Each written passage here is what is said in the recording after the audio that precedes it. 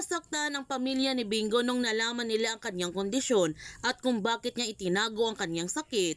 Ang sabi ni Bingo na kaya niya ito itinago dahil ayaw niyang makikita ang kanyang pamilya na malungkot ito. Gusto niya kasi na bumuo ng masasayang alaala na kasama sila. Gagamitin niya ang kanyang natitirang lakas at oras para makasama si Ling at ang kanyang pamilya. Kaya sinabihan ni Ling si Bingo na magpakatatag ito at lalabanan nilang dalawa ang kanyang sakit. Gagawa sila ng paraan para gumaling siya.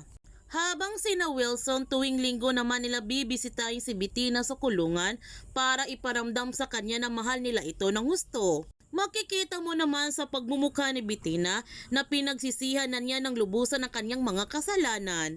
Naniniwala din si Caroline na balang araw mapapatawad nilang isa't isa ni Bettina at kahit mahirap, gagawin niya ito dahil mahal niya ang kanyang kapatid.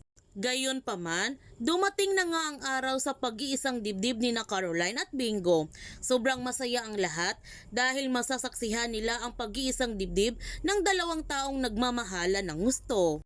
Nagpapasalamat ng malaki si Bingo dahil nangingibabaw pa rin ang pagpapatawad nila sa isa't isa at ang pagmamahala nito.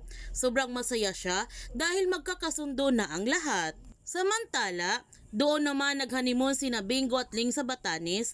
Pinapangako nila sa isa't isa na magsasama sila sa hirap at ginhawa, sa saya at lungkot habang nabubuhay pa silang dalawa dito sa mundo.